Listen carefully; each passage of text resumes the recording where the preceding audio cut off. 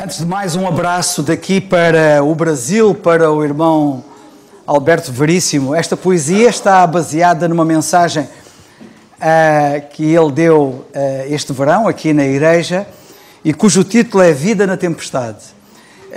Se vocês quiserem, podem ouvir ou reouvir esta mensagem que está publicada na página da igreja www.iqc.pt. Se forem à primeira página, tem fotografias dos pregadores, dos últimos pregadores das últimas mensagens, e depois abaixo diz ver mais.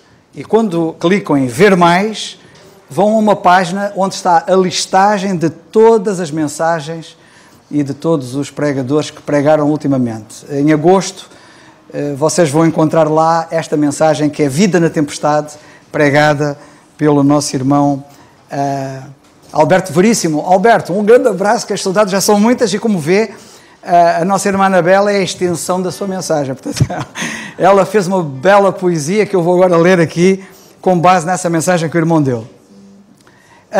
Aproveitava também para vos pedir para estarem com muita atenção a esta poesia, para vocês verem o que é a vida da fé. A vida cristã começa com fé. E se porventura algum de vocês ainda não creu mesmo em Jesus como seu único e suficiente Salvador, façam o quanto antes. E agora vejam o que é a vida da fé e como na tempestade na vida pode haver vida na tempestade. E foi isto que o nosso irmão pregou e foi isto que a nossa irmã Anabela, com base nessa mensagem, disse. Vou passar a ler. Vida na tempestade. Deixando a multidão, já tarde naquele dia, depois de entrarem no barco, cansado, Jesus dormia. Mas rebenta um temporal de vento e as ondas subiam, tão grandes de tal maneira que de água o barco se enchia. Ou que de água o barco enchiam as ondas. Os discípulos o acordaram gritando muito assustados: Mestre, tu não te importas que morramos afogados? Então Jesus, despertando aos ventos e ao mar, falou: Silêncio, aquietai-vos. E a tempestade acalmou. E disse então aos discípulos: Onde está a vossa fé? Mas eles, vendo a bonança, diziam: Este quem é? Que há tempestades na vida é grande e dura verdade, mas se há fé damos guarida, há vida na tempestade. E Jesus é essa vida. Carregamos o Senhor. Nossa fé é a bandeira que desfralda o seu amor. Agora estamos com Ele. Com o Senhor nós vivemos e pensamos que com Ele todas as coisas podemos. E podemos sim, de facto. Mas quem é Jesus para nós? Se a tempestade na alma e a dor se torna atroz. Quando as águas da angústia vêm nosso barco inundar, será que nós temos fé para nele confiar? Seremos como os discípulos, com as mesmas reações? Se as circunstâncias da vida nos dão nuvens e trovões? Mais uma vez eles estavam por Jesus sendo testados. E quantas vezes nós somos pelo Senhor também provados? Jesus leva aos seus discípulos na prática uma lição para a fé deles fortalecer na bonança ou na aflição. Ao estudar as Escrituras podemos observar também ao profeta Jonas lição prática Deus quis dar. Foi o único profeta que por Deus foi levantado para um povo inimigo ir clamar seu desagrado. À cidade de Nínive teria de ir pregar. Aos invasores de Israel, sua graça Deus quis mostrar. Mas em direção contrária do Senhor, Jonas fugiu. E descendo até Jope para Tarsis tomou navio. Era mensagem de esperança, também de restauração, para inimigos assírios em dura rebelião. Mas Jonas ficou zangado. Será que Deus não sabia que esse povo era ruim, que nossa terra invadia? Desce então ao navio, depois desce ao porão. Percebe a fúria de Deus por ter fugido à missão. Pois entra num temporal que era de bradar aos céus, e o mestre do navio lhe grita: Invoca o teu Deus. Se dando como culpado, logo o lançaram ao mar, tragado por grande peixe, ao seu ventre foi parar. No peixe desce ao abismo, e ainda ao Hades descia, onde é o mundo dos mortos, e a sua alma estarrecia. Tudo o que Jonas passou foi por desobediência. Quis fazer tudo ao seu jeito e sofreu a penitência. Mesmo a Deus conhecendo, nossa fé não praticando, a vida só desce e o temporal vai fechando. O medo nos paralisa, vemos a angústia aumentar e de um momento para o outro temos a morte a chegar. Não é pela tempestade que Deus nos vem socorrer, mas sim pela nossa fé na sua força e poder. Dizemos: eu tenho fé, Tenho sim. Creio no Senhor. À primeira adversidade vem o pânico, o pavor. Para a fé ser firme e robusta, temos de exercitar. Será que o que estás passando é Deus querendo te mudar? Nós temos Jesus connosco e isso não vai impedir que crises temporais na vida possam surgir. Há contas para pagar, o dinheiro não está chegando, à noite não vem o sono, em tudo se está pensando. Pode vir uma doença, desemprego é um tormento, empresa pode falir, há brigas no casamento. As difíceis situações, Deus as usa para ensinar a dominar nossos medos e pela fé caminhar. O problema dos discípulos não era a tempestade, o maior pânico era enfrentar a eternidade. Sabes quem é o teu Deus? Os discípulos não sabiam, andavam sempre com Ele, os seus ensinos ouviam. Na multiplicação dos pães, viram e participaram, e foram eles também que os cestos carregaram. Quem é este? Perguntavam, e com almas inquietas não viam que era o Messias, prometido pelos profetas. Na Bíblia, o símbolo do mar é o mundo e as nações. Como não somos do mundo, passamos por provações. Quais as razões para ter fé? Pois quando o medo aparece, gera o pânico, o pavor e a fé logo enfraquece. O músculo da nossa fé deve ser exercitado. Deus deu-nos as Escrituras um riquíssimo legado. A fé cresce ao ouvir e ouvir a palavra do Senhor, às reuniões assistir com agrado e com louvor. Nosso Deus prometeu que nunca nos deixará, de acordo com as suas riquezas, nossas faltas suprirá. Há quem ao estar da bonança se afaste do Senhor. Se Ele permite a tempestade, é porque nos tem amor. Tem gente que é uma pessoa que está próspero e tem dinheiro, mas é outra bem diferente quando acaba o mielheiro. Quão maior é o temporal, mais a Deus... Quão maior é o temporal, mais a Deus nós nos chegamos. Oramos, lemos a Bíblia e a seus pés também choramos. Se tudo nos corre bem, ficamos acomodados. Pecamos, não somos gratos, nem ficamos abalados. Mesmo que a nossa vida venha a ser um turbilhão, ore e clama ao Senhor, com Ele tenha comunhão. Confie sempre em Jesus e com Ele siga avante, mesmo que o mundo se agite e o inferno se levante. Conosco, Ele no barco está. E o momento vai chegar em que Ele se põe de pé e manda o vento parar. Epá, eu não tenho palavras para isto, que Deus nos abençoe. E que quem tem ouvidos para ouvir, ouça. Desde já, bom dia a todos. Pedia que abríssemos, que os irmãos abrissem na primeira carta de Paulo aos Coríntios e no capítulo 2, no versículo 4. Primeira carta aos Coríntios, capítulo 2 e versículo 4.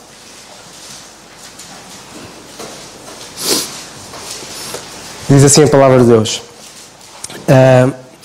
E a minha palavra e a minha pregação não consistiram em palavras persuasivas de sabedoria humana, mas em demonstração do Espírito e do poder, para que a vossa fé não se apoiasse em sabedoria dos homens, mas no poder de Deus. Notem que isto foi escrito por alguém que ele diz que a vossa fé não fosse apoiada na sabedoria dos homens, mas no poder de Deus. Notem que isto foi dito por alguém que não andava num seminário, não andava na Universidade de Biola. Quem não conhece a Universidade de Biola ou Trinity School, nos Estados Unidos da América, em que alguns jovens que muitas vezes decidem, acham que pensam e muitas vezes são-lhes passada a ideia que para conhecerem mais da palavra de Deus precisam de ir para uma universidade destas para depois serem mais capacitados não só a ensinar, mas também a conseguirem liderar, a servir, a serem bons servos, bons líderes, e são-lhes ensinados isto. Mas notem que Paulo diz que, e Paulo era um fariseu, era alguém que no povo de Israel era tido em destaque, era conhecido nas letras, era considerado um doutor neste aspecto. Ele diz que a palavra dele e a sua pregação que não consistiam em palavras persuasivas de sabedoria humana. O que ele dizia e o que ele ensinava não era da própria sabedoria dele, não foi por ele ter andado a ter aprendido aos pés de Gamaliel, que era um dos fariseus mais conhecidos no seu tempo, que não foi por ele ter andado e ter aprendido desde muito jovem até adulto aos pés de Gamaliel que isso o deixava capacitado para o que quer que fosse. E vemos nesta passagem ele fazer questão que a pregação dele não consistia em qualquer tipo de sabedoria. Não era pelo canudo ou pelo diploma que o tornavam apto para pregar o Evangelho da graça de Deus. Não era isto. Ele diz que era em demonstração do Espírito e de poder, para que, de facto, a nossa fé não se apoiasse na sabedoria dos homens ou na sua sabedoria, pelas capacidades que ele tivesse ou pela aptidão que ele tivesse, mas sim no poder de Deus. Notem que Paulo, antes disto, ele escreve, uns versículos antes, no capítulo 1 e no versículo 25, ele diz que a loucura de Deus é mais sábia que a dos homens, e a fraqueza de Deus é mais forte que a dos homens, porque bem vedes, irmãos, a vossa vocação, que não são muitos os sábios, segundo a carne, nem são muitos os poderosos, nem muitos os nobres que são chamados. Mas notem que ele diz agora, mas Deus escolheu as coisas loucas deste mundo para confundir as sábias. E Deus escolheu as coisas fracas deste mundo para confundir as fortes. E Deus escolheu as coisas vis deste mundo e as desprezíveis e as que não são para aniquilar as que são. Para que nenhuma carne, notem, nenhuma carne se glorie perante Ele. Eu, ao dizer isto, queremos tentar pensar a mensagem que nós não precisamos, e qualquer jovem que acaba o secundário e queira servir a Deus, e já falei com alguns quantos acerca deste assunto, estavam a acabar o secundário e queriam servir a Deus, e achavam que ir para um seminário poderia ser bom, aprendiam mais da Bíblia, aprendiam mais exégeses, e podiam aprender hebraico, quando muitos não estavam sequer seguros no português, mas podiam aprender o hebraico e o grego e tudo mais, e que isto poderia torná-los aptos para servirem a Deus. Mas a verdade não é isso. Notem que eu não sou contra a pessoas fazerem licenciaturas, a serem doutores, nem nada disso. Muito pelo contrário, acho que no mundo do trabalho, e quem quer ter algum sustento ou ganhar um pouco mais para ter algum conforto, maior conforto, sabemos que hoje em dia e no mundo em que estamos é exigido que as pessoas tenham uma licenciatura, porque sabemos que no mundo de hoje uma forma dos homens mostrarem que são aptos é tendo uma licenciatura, um mestrado, um doutoramento. É uma forma de uma prova de que têm capacidades e têm aptidão para fazer o trabalho a que estão dispostos a fazer. Porque achamos que ter esta boa formação, ter este conhecimento, é esta prova. E assim como há anos atrás as empresas procuravam pessoas com formação superior, académica, para ser este tipo de validação, hoje em dia já começa a ser um pouco diferente. Hoje em dia grandes empresas por aí, principalmente em áreas de serviço e na área de informática, querem pessoas que, além de licenciatura, comecem a ter outras capacidades, as chamadas soft skills. Pessoas que sejam mais proativas, que sejam mais abertas, com vontade de trabalhar, pessoas que tenham alguma experiência no trabalho, e vemos que esta vertente, este tipo de aptidão, e o diploma já começa a não ser suficiente. Porque sabemos que há pessoas que não têm licenciatura e que são ótimos, são excelentes trabalhadores e trabalham melhores e têm mais conhecimento, mais experiência e mais capacidades que aqueles que acabam de sair da universidade. Há casos assim na minha empresa. Tenho pessoas que são superiores a mim, que não têm licenciatura e são diretores, são gestores de várias pessoas e não têm licenciatura. E eu, se calhar, poderia dizer, é injusto. Eu estudei durante 3, 4 anos na faculdade para depois estar a trabalhar por pessoas que não têm licenciatura e eu tenho mais capacidades ou mais aptidão para eles. Sabemos que as coisas no mundo em que estamos nem sempre funcionam assim. Mas sabemos que hoje é requerida essa licenciatura para, de alguma forma, tentar ser uma segurança, para evitar fraudes de pessoas que, de facto, algumas falsificam diplomas ou o que for, em várias situações. E sabemos que cada vez mais é exigido esta formação superior para ser uma prova de aptidão profissional. Mas, no entanto, o mais complicado, não é mais complicado, o que mais me choca é que nós, e cada vez é mais trazido para a Igreja, que para servir, para ser um líder ou para ser um servo, é preciso ter também um diploma de uma universidade ou de um seminário. E esta ideia é uma ideia que acaba por vir um pouco do mundo, porque nós, não conhecendo a palavra de Deus, e vindo com esta ideia, mostramos que não sabemos como é que Deus trabalha nas nossas vidas. Porque Deus não trabalha desta forma. Deus não precisa que eu vá para um seminário para conhecer mais a sua palavra.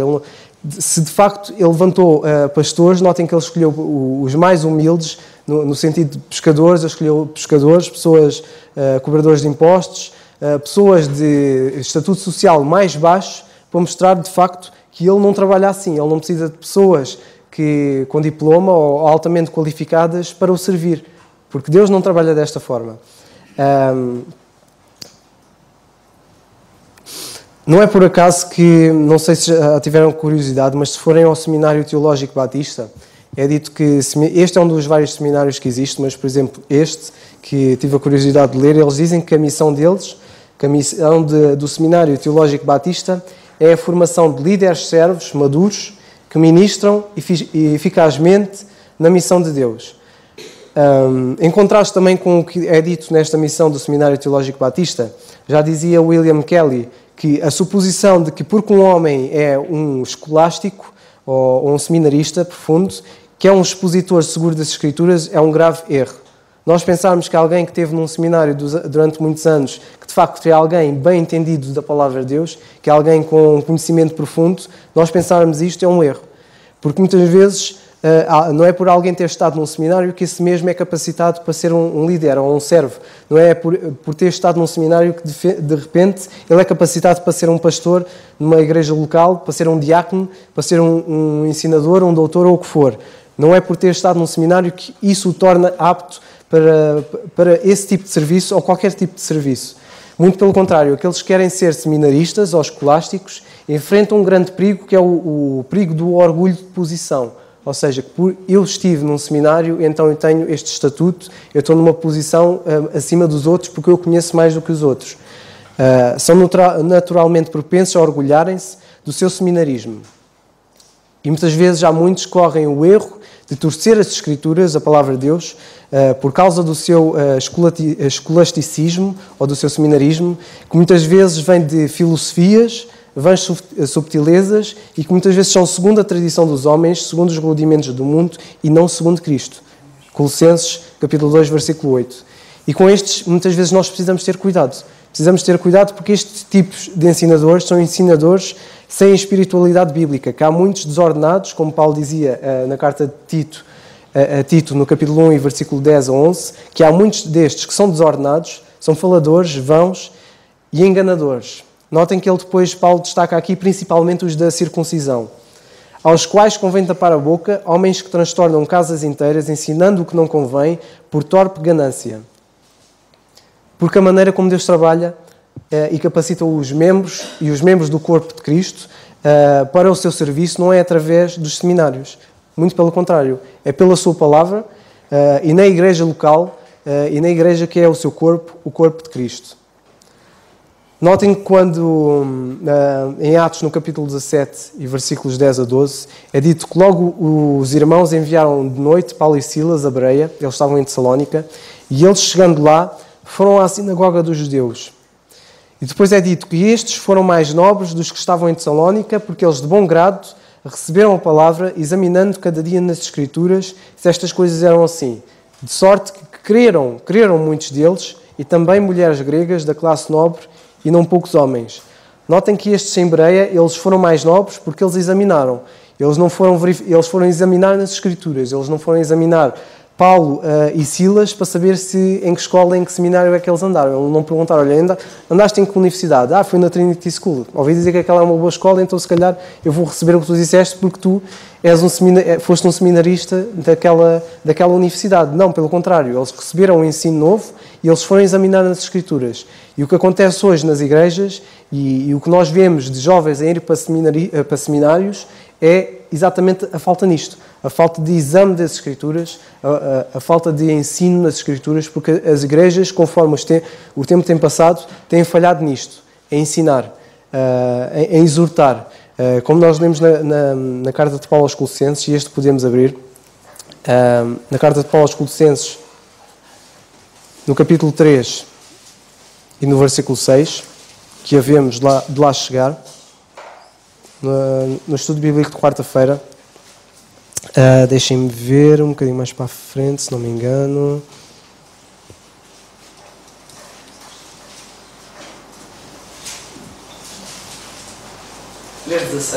É 16, sim. Então, no capítulo 3 e versículo 16, diz o seguinte, que a palavra de Cristo habita em vós abundantemente, Notem agora, em toda a sabedoria. Mais uma vez, a palavra de Cristo habita em cada um de vós, em vós, abundantemente, imenso, em toda a sabedoria. Notem que a sabedoria não é das nossas capacidades, mas é porque a palavra de Deus, que ela é a sabedoria, é ela que tem de habitar em nós e que ela que é a sabedoria de Deus, ela que nos vai ensinar e vai capacitar-nos a cada um de nós a ensinar-nos uns aos outros, como Paulo diz aqui, ensinando-vos e admoestando-vos uns aos outros com salmos, hinos e cânticos espirituais, cantando ao Senhor com graça em vosso coração. E quando fizerdes por palavra ou por obras, fazei-o tudo em nome do Senhor, dando por ele graças a Deus Pai. Notem que a chave é esta. A razão por que nós, e que eu vejo que alguns vão para seminários estudar ou fazer o que for, pode ser por motivo de orgulho, porque vão sair dali líderes e acham que estão capacitados para servir na igreja, e muitos é porque não têm o próprio ensino na sua igreja local, porque a igreja não está a ensinar, os irmãos não estão ensinando uns aos outros, não estão admoestando uns aos outros, não têm um bom estudo bíblico, o que faz com que os membros dessa igreja local e do corpo sintam fracos, porque não têm um alimento correto que os faça crescer, que os faça estar mais firmes na palavra de Deus, que os faça mais, como diz aqui, fazer com que depois os irmãos, admoestando uns aos outros com almos e hinos e cânticos espirituais, estejam mais firmes na palavra de Deus, estejam mais firmes na doutrina, no que é que deve ser ensinado hoje, qual deve ser a prática da igreja e do corpo de Cristo hoje, e por sentir esta fraqueza nas suas igrejas locais, procuram naquilo em que pensam que pode trazer-lhes mais crescimento, que é nos seminários. E sinceramente os seminários muitas vezes são aliciantes neste aspecto, com os programas que eles têm de promoção não só do estudo da Bíblia, mas também da comunhão de uns com os outros e tudo mais, das várias ações que promovem que acabam por ser aliciantes. Mas nós não vemos isso na palavra de Deus. Vemos, por exemplo, Paulo, no capítulo 15, versículo 4, da carta aos Romanos, a dizer: porque tudo o que de antes foi escrito, para nosso ensino foi escrito, notem agora, para que pela paciência e consolação das Escrituras tenhamos esperança. A esperança que nós temos não vem de universidade que for, não vem de um seminarista, vem da palavra de Deus. As Escrituras é que nos vai trazer esta paciência, a consolação, é que nos vai ajudar a preparar, e Deus deu-nos a sua palavra para nós a estudarmos e aplicarmos nas nossas vidas e movermos de tal forma a nós ajudarmos uns aos outros. Porque o objetivo é este. A igreja vai crescendo, se a igreja estiver firme e cada irmão individualmente estiver firme na sua palavra, que depois vai capacitá-lo a ensinar uns aos outros. E assim a igreja vai crescendo. Na carta de Paulo aos Efésios, no capítulo 4, é uma carta muito, diria que era quase uma carta gêmea, entre aspas, da carta aos Colossenses. E notem que Paulo, que o Senhor aqui nesta carta, ele diz que ele mesmo, no versículo 11, que ele mesmo deu uns para apóstolos, outros para profetas, outros para evangelistas e outros para pastores e doutores. É dito antes no versículo 8 que, no versículo 7, mas a graça foi dada a cada um de nós, notem agora, segundo a medida do dom de Cristo, por isso diz, subiu ao alto, levou cativo o cativeiro, e notem, deu dons aos homens. Vamos continuar. Ora isto, ele subiu, que é, senão que também antes tinha descido às partes mais baixas da terra. Aquele que desceu é também o mesmo que subiu acima de todos os céus para cumprir todas as coisas. Notem agora o que ele diz. E ele mesmo deu uns para apóstolos, para profetas e outros para evangelistas e outros para pastores e doutores. Notem o que ele diz agora. Querendo o quê? Ele fez isto com propósito, porque ele queria o aperfeiçoamento dos santos para a obra do ministério e, notem agora, para a edificação do corpo de Cristo, até que todos cheguemos à unidade da fé e ao conhecimento do Filho de Deus, ao homem perfeito, à medida da estatura completa de Cristo, para que não sejamos mais meninos inconstantes, levados em todo o vento de doutrina pelo engano dos homens que com astúcia enganam fraudulosamente. Antes, seguindo a verdade em amor, cresçamos em tudo naquele que é a cabeça, Cristo, do qual todo o corpo, bem ajustado e ligado pelo auxílio de todas as juntas, segundo a justa operação de cada parte, faz aumento do corpo para a sua edificação em amor. Notem que é o próprio Deus que dá estes dons. Dá os dons para alguns serem apóstolos, outros profetas, outros evangelistas, outros pastores e doutores. Notem que Deus é que dá estes dons. Não é o dom do pastorado, do diácono, ou seja em que serviço for na igreja, seja em que ministério cada irmão serve, esses dons foram dados por Deus. E da mesma forma que Ele o dá, Ele o tira. Vemos aqui Paulo a mostrar que não é num seminário que alguém vai conseguir exercer este dom, ou vai de repente ter capacidades, ou ser apto para o fazer. É Deus que dá isto. É Deus que dá, e notem que Ele dá para o aperfeiçoamento dos santos, para nós sermos aperfeiçoados, a igreja ser aperfeiçoada. Ele dá para a obra do ministério, e tudo isto para a edificação do corpo, para o corpo crescer saudável, de forma sustentável, e de facto nós temos capacidade de levar a sua palavra a outros lados. Tinha aqui mais alguns pensamentos para dar, mas o ano passado já estava para escrever acerca deste tema, juntamente com o irmão Alberto, e a verdade é que foi preciso quase passar um ano para falar acerca do assunto, porque isto é um tema que tem muito que se lhe diga, porque e infelizmente nós temos de estar seguros nisto, porque o dom de servir de facto não vem de um seminário, e todos os jovens que eventualmente vão ouvir isto, e os que estão aqui, que não sabem o que vão querer fazer, servir ao Senhor pode ser em qualquer área, seja nas limpezas, seja na palavra. Se querem conhecer mais a palavra de Deus, é agarrarmos à palavra de Deus. Queres aprender hebraico? Eu não acho que seja necessário, porque se eu até sou mau a falar português, e se eu me dou mal com português, não é pelo hebraico que eu vou conhecer mais acerca da palavra de Deus. Acho que é bom nós começarmos a estudar a palavra de Deus na nossa língua nativa, porque nós já tivemos homens de Deus no passado que tiveram este trabalho de traduzir para que nós hoje pudéssemos ter a palavra de Deus escrita na nossa língua nativa e nós pudéssemos estudar, e sabemos que existem várias versões para tentarem mostrar o que é que a palavra de Deus diz, porque sabemos que uma palavra só uma palavra em inglês, por exemplo, amazing, que não tem tradução em português, que é uma palavra que tem um significado tão profundo que nós dizermos maravilhoso, sublime, fantástico, são palavras que não conseguem descrever a palavra em inglês amazing, assim como a nossa palavra saudade. A nossa palavra saudade é uma palavra tão única, é uma palavra com um significado tão profundo que é difícil traduzir em qualquer outra língua. Qualquer outra língua tentam dizer, por exemplo, no inglês, miss you, quando dizem I miss you, ou sinto a tua falta, saudade é muito mais do que isso. E vemos na palavra de Deus as várias versões a tentarem mostrar o significado de palavras que muitas vezes têm significados tão profundos na sua própria língua, que muitas vezes é preciso várias palavras para tentar descrever algo único. Mas nós não precisamos de ter a Bíblia em hebraico ou em grego para conhecer essas palavras. Muitas vezes basta nós pegarmos na nossa língua nativa, a palavra de Deus que está traduzida em português.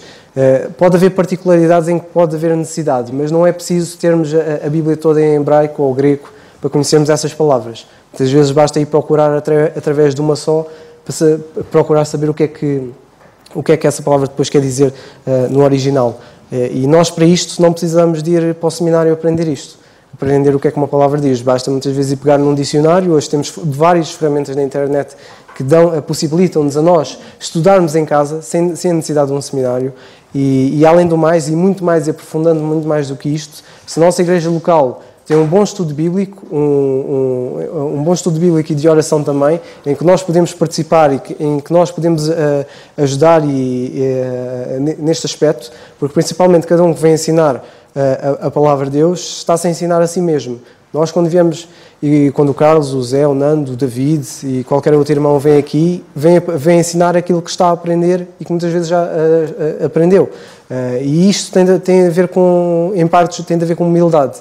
Em cada ministério tem a ver humildade em querer servir, porque nós estamos a fazer isto é para o Senhor, não é para mais ninguém, não é para agradar aos homens, ou não tem a ver com termos sabedoria de homens, não, muito pelo contrário, é pela palavra de Deus, é pelo Senhor e para Ele, e fazemos tudo para Ele, para de facto edificação e crescimento da Igreja e aperfeiçoamento dos santos, que é este o propósito que Ele quer.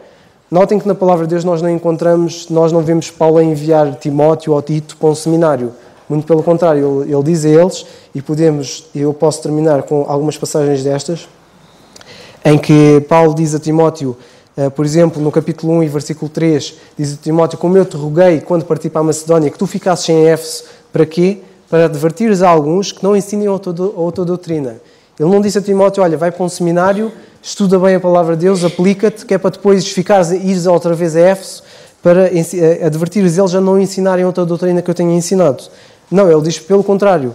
Ele depois vai seguindo e depois diz várias vezes a Timóteo, nessa mesma carta, no capítulo 4 e no versículo 13, por exemplo, em que ele diz: olha, tu persistes em ler, exortar e ensinar até que eu vá.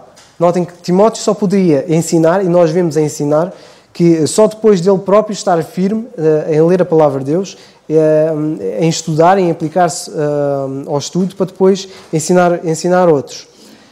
Notem também, ele no versículo 3, no versículo 2 e 3 do capítulo 6, é dito que: e os que têm senhores não os desprezem por serem irmãos, antes os sirvam melhor, porque eles que participam do benefício são crentes e amados, isto ensina e exorta.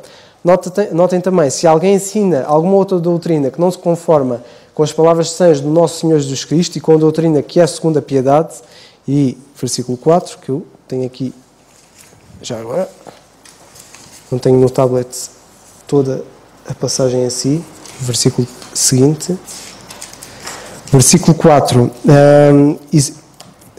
e com doutrina que é segundo a piedade, e é soberbo e nada sabe, mas delira acerca das questões e contendas de palavras, das quais nascem invejas, contendas, blasfémias, ruins, suspeitas, perversas, contendas de homens corruptos de entendimento e privados da verdade, cuidando que ganho seja piedade, aparta-te dos tais. Ele também diz que no capítulo 4, deixem-me ver, da segunda carta, capítulo 4 da segunda carta, em que é dito no versículo 2, em que Paulo diz a Timóteo mais uma vez que pregas a palavra e instes a tempo e a fora tempo. Notem agora: corrijas, repreendas e exortes com toda a longanimidade e doutrina, ou ensino, porque virá o tempo em que não suportarão a sã doutrina, mas, tendo coceira nos ouvidos, amontoarão para si doutores conforme as suas próprias concupiscências, e desviarão os ouvidos da verdade, voltando às fábulas. Mas tu sê sóbrio em tudo, e sofre as aflições, e faz a obra do evangelista, e cumpre o teu ministério. Notem que Paulo dizer isto, nós não vemos em nenhuma destas passagens, e se lerem todas as epístolas, tanto nas epístolas de Paulo, como de Pedro, como de Tiago, como de João, ou de Judas, nós não vemos ninguém exortar alguém a ir para um seminário. Muito pelo contrário, vemos sempre passagens em que Paulo e tantos outros a exortarem para nós termos cuidado com as filosofias do mundo, com a sabedoria dos homens, que não se apoia na sabedoria de Deus. E é com isto que nós devemos ter cuidado. E isto, nós vamos estando imunes e vamos estando protegidos se a própria igreja local e várias igrejas nas várias localidades firmarem-se em estudarem a palavra de Deus, em aplicarem uns aos outros, em exortarem-se uns aos outros, em consolarmos uns aos outros, e isto faz através do estudo bíblico, às quartas-feiras ou os dias que for, através dos cultos de oração, que são muito importantes, e tudo isto é feito, e se cada igreja fizer isto, os membros, nós por nós mesmos, vamos crescendo e vamos estando firmes na palavra de Deus e vamos estando aptos, porque é Deus que nos capacita para nós, de facto, o servirmos. Ia pedir ao Paulo, então, que tenha aí o vídeo do irmão Alberto. São cerca de 16 minutos, acho que no instante é passado. Estamos aqui para falar sobre seminário, faculdade de teologia. Será que o jovem deve procurar estas instituições para estudar a Bíblia?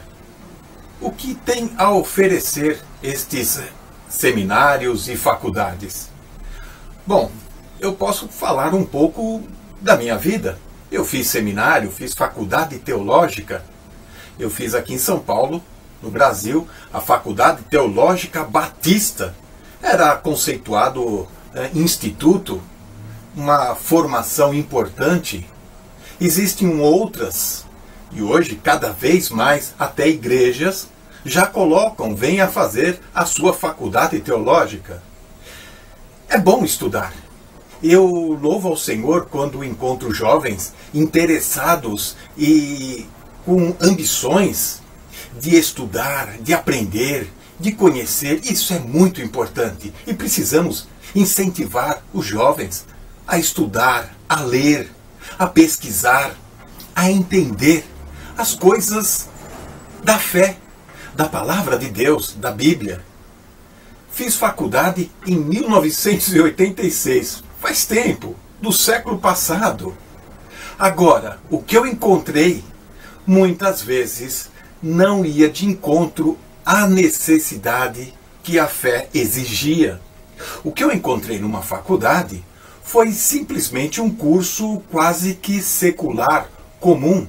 Tínhamos matérias sobre psicologia, filosofia, didática e outros assuntos importantes, porém que estava paralelo àquilo que a doutrina bíblica exige e requer para uma fé sadia.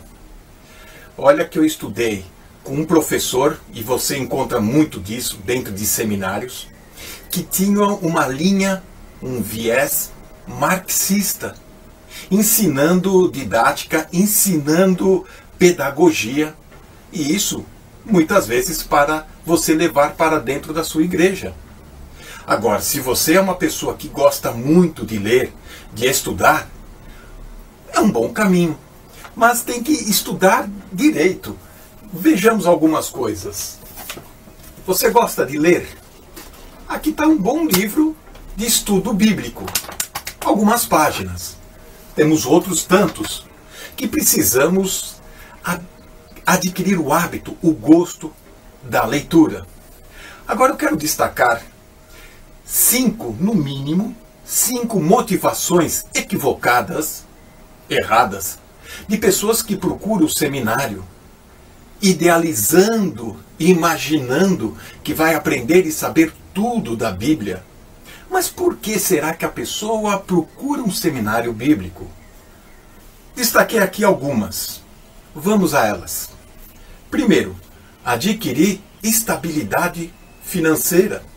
Afinal de contas, você como um pastor, um reverendo, dentro de uma organização, uma missão, ou mesmo uma igreja, vai trabalhar com horários flexíveis, vai ter o seu próprio gabinete e não vai sofrer pressões de um mundo corporativo, onde que um engenheiro tem que trabalhar com horas contadas, 12 horas, 15 horas, e ainda sofrer concorrência, ou mesmo um médico fazendo vários plantões e etc. A estabilidade financeira e talvez um trabalho mais light, mais soft. Status social. Ser um pastor, um conselheiro bíblico, dá uma certa importância, um status social dentro da sociedade tão competitiva. O jovem muitas vezes procura uma área desta. E com isso ele se sente muito mais valorizado, muito mais prestigiado. É uma motivação errada. A necessidade de firmar-se como pessoa. Talvez tenha tido dificuldades na época da escola, na época do seu relacionamento com amigos, familiares.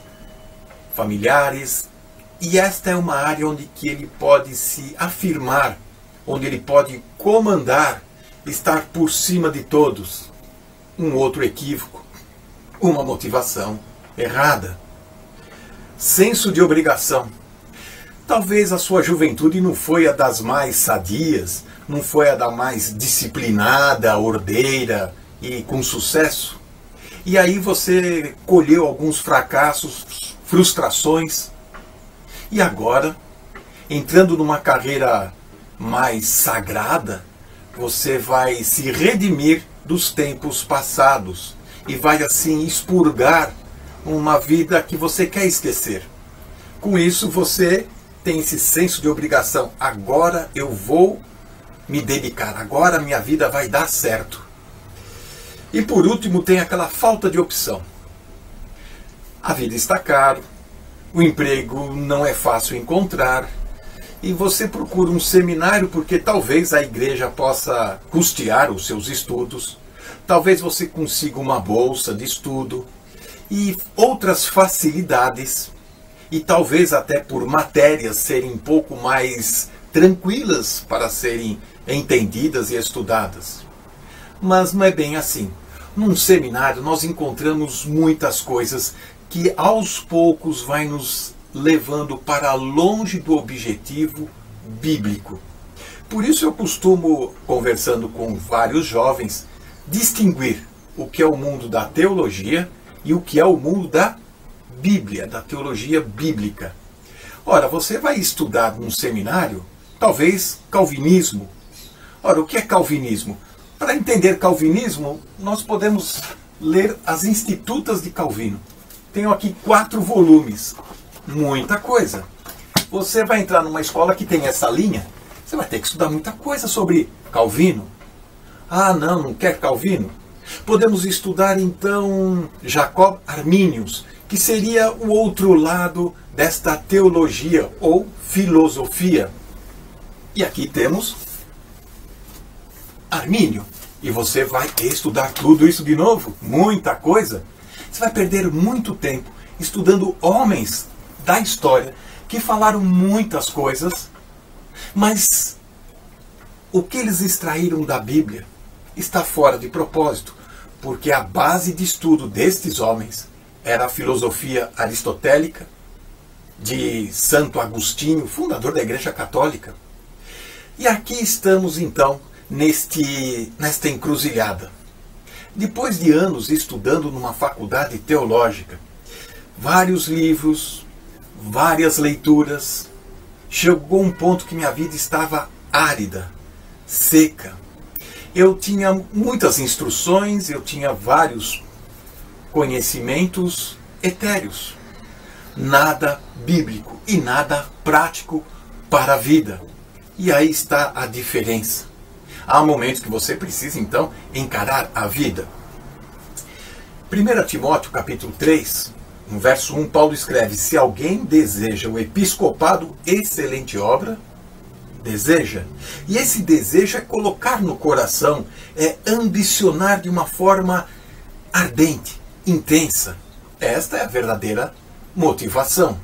Se você tiver uma outra motivação que não for estas, você tem que avaliar a intenção, por que você quer estudar. Agora, você pode muito bem na sua igreja adquirir conhecimento, uma igreja sadia, bem fundamentada na palavra de Deus, bem direcionada através de Timóteo, Tito, as cartas de Paulo. Você vai ter um rumo certo na sua vida bíblica e não teológica, abstraindo conceitos filosóficos, mundanos, podemos dizer assim. Ah, mas eu quero estudar sobre religiões e seitas. Muito bem, você pode, um livro comum deste, você pode estudar sobre várias seitas, sobre religiões pelo mundo afora, que muitas vezes influenciam o cristianismo. Ah, mas eu preciso aconselhar pessoas. Agora temos outro livro aqui falando sobre aconselhamento. Você pode estudar, tem outros temas também. Agora, tudo isso orientado por uma pessoa experiente. E a Bíblia mostra exatamente isso. Os mais velhos ensinando os novos. A nova geração que vai seguir adiante. Orientando, alertando. São livros escritos por pessoas que tiveram suas experiências. Agora, precisamos ter uma orientação, saber em que campo estamos pisando. A rigor, o estudo da teologia de seminário, ele foi emprestado do catolicismo. sendo que o protestantismo é uma reforma extraída do catolicismo. Herdamos muito daquela escola. Queremos criar currículo, queremos criar diplomas e títulos. O reverendo, é o pastor. Aonde está isso na Bíblia? É assim que Deus nos orienta? É isso que Deus deseja para nós? Obviamente, a exortação para que os mais velhos ensinassem os mais novos, não é? Agora, em Efésios capítulo 4, lá no verso 8, nós encontramos: e deu dons aos homens. É Deus que outorga dons, capacidade para instruir, para ensinar. É Deus que vocaciona as pessoas. E não é um concílio de homens, não é uma faculdade que, mediante um diploma, uma prova escrita, vai te dar autoridade alguma. Mas é a sua vida piedosa com Deus. Jesus comparou os mestres do seu tempo, os escribas, os sacerdotes, os fariseus, que eram classes religiosas separadas da sociedade e que buscavam uma consagração maior, distinta. Ele comparou como cegos. João capítulo 7, há um encontro deste. Vários versículos podemos destacar estes mestres que convocaram alguns soldados para ir prender Jesus. Depois você vai ler João capítulo 7, você vai encontrar esta história. Os soldados ficaram impressionados com o estudo, com a apresentação, com o ensino de Jesus Cristo. E eles voltaram. E diz o verso 47, quando voltaram, os chefes tentaram rebaixar aqueles soldados. Será que também vós fostes enganados por aquele charlatão, por aquele falso? Continua. Verso 48.